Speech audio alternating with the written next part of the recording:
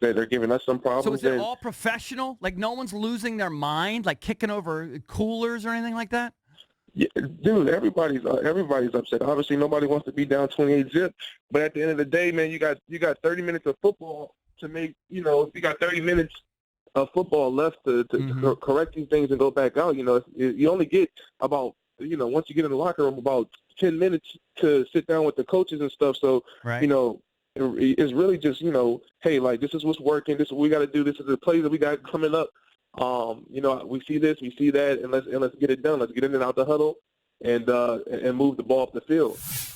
Joined by Morgan Moses, Redskins right tackle, presented by Steam Fitters UA Local 602. They built this city with an 0-3 start. You know what fans start talking about, and one of those things is a quarterback switch. In Morgan Moses' opinion, is Dwayne Haskins ready to start in the NFL right now? I'm not sure. That's obviously above my pay grade. Obviously, it's a good thing that we have quarterbacks in our room that we can go through. But Case is a great quarterback, man. Like, I'm definitely not gonna say after one game, he needs to go or anything like that, man. Everybody had a. That's not the question. The question really isn't about Case, and I'm not going to disagree with you about Case. I'm just wondering what you see from Dwayne Haskins in practice, what you saw from him in preseason. If Case got hurt yesterday, then we would have seen Dwayne Haskins. Is he ready? Yeah, but the game plan might change drastically. I mean, that's what I'm saying. Obviously, for us, like, he doesn't get much team reps. He gets, he runs the practice squad. And so, obviously, behind the scenes when he's in meetings and stuff, they're tooling him to be ready whenever whatever happens when he needs to go in. And obviously, he's a hell of a talent. I think a lot of them. I think he's a hell of a talent. I think he can throw the ball. And obviously, it's different from preseason and him being in the real thing. So that's one of those things you just, when it happens, you just got to see. But I think his knowledge of the game is expanding every day, and I think, I think he's going to be a great player. And I think, when he does get the opportunity, I think the talent that he has, will definitely show. Have Adrian Peterson and Chris Thompson expressed frustration to you and the other offensive linemen at the 2.8 yards per carry average at this point, which is one of the lowest in the league? I mean, at the end of the day, man, it's when you get down like that, you got to get away from the run game. But like I said, man, it's people see the 2.8 yards or whatever it is, and when you take that in collective, you take away some holding penalties, cut things in half. Obviously, the third, like, you get a 3rd and 1 and you get 1 yard, that takes things in half. Like, so in film, there's opportunities. I think we, for the most part, we ran the ball pretty well, and it's just one of those things when you get down 28-0, it's hard to keep running the ball. You want to move down the field as fast as you can so you get some points on the ball on the. You talked in the last week or so? No, I haven't. Do you expect him to be back at all this year? Obviously, right now, he's dealing with some things that he has to deal with, and obviously, if he comes back, obviously we'll love. We got to focus on the guys that we have in the locker room. Right. Are you resentful that he's not back with you guys? Like, you guys are going through these battles, and he could help you. I mean, it's a business, man. Like, it's a business. I'll never point my finger at a man that's doing something business-wise for him, right, to benefit him. Obviously he's been a leader on his team, and obviously we love him, we want him here. But at the end of the day, man, I'll never point my finger at somebody that's trying to better themselves on and off the field. A few weeks ago, though, Morgan Moses said 50-50 that he'd be back. Would you change your percentages? Man, I have no idea, man. My job right now is just to focus up and try to correct the things that I can correct on the field and move forward. And when he comes back, and if he comes back, obviously we'll embrace him as a team because he's one of our brothers, and he's a hell of a football player. But at this point, man, we just got to worry about the guys that's in our locker room and things that we can control. Mm-hmm. I know you've been frustrated with the fans, but you can't really blame them. You guys have lost some. I'm not taking shots at you. It is what it is, Morgan. You guys have lost 9 of 10. The franchise is what it's been, the last 20 years. The fans are frustrated. They're not even home games anymore, right? You're getting a preponderance of the opposing team fans there. They don't want to spend their good money on this product. What do you say to that?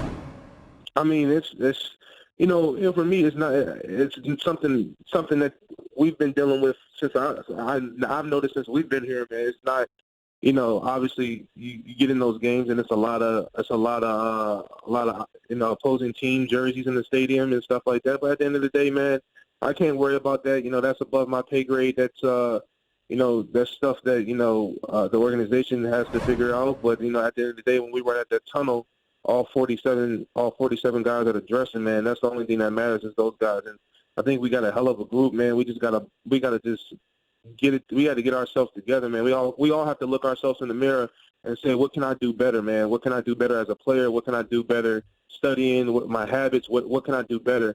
And I think when you can do that, man, the sky's the limit. Like I said, man, we're 0-3. It sucks. It stinks. But I mean, shoot, there's a lot of football left to be played. Who are the leaders on the team right now? You said what? Who are the leaders on the team?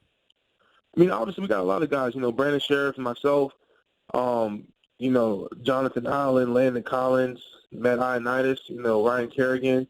So there's a lot of guys, man. And obviously, we just gotta look ourselves. There's no offense, there's no defense, there's no special teams. I mean, we're a team, and everything benefits every phase of this team. If the offense we can stay on the field longer, it benefits the defense. It benefits the special teams. You get the defense rest so they can come out there and play balls to the wall. And when the defense gets stopped, we get the ball. The defense creates turnovers, and we got a short field. We just got to figure it out, man. We like I said, we all 11 players that's on the field at one time, man. We have to look ourselves in the mirror and tell us what can we do better. Like just being average, just being doing our job and getting a pat on the back is not good enough. We have to be great out there, and we can't, like I said, we can't afford to have these mistakes and step our toes. Now, I might not do a great job describing the play, and it wasn't on you. I believe it was on Brandon Sheriff. I just wonder, how often do you see that look where a guy blitzes, then looks like he's fake blitzing for a while, like he's going to drop back in coverage, and then goes again? Because that was one of the sacks last night on Case. Yeah, I mean, obviously that's it's a hell of a look, man. That's a hell of a scheme.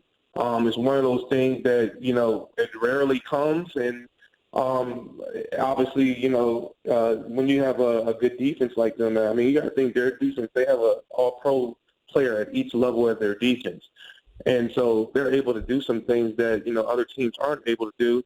And I just think it's a hell of a play, man. Obviously, it sucks. We took a sack on him, but obviously I know Brandon's a hell of a player, and I know he learned from his mistakes just like all of us do.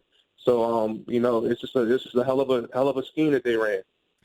Morgan, we're talking to Morgan Moses. It was reported yesterday that John Allen spoke to the team after the game that, we got to stick together, that sort of thing. Did anybody else speak up?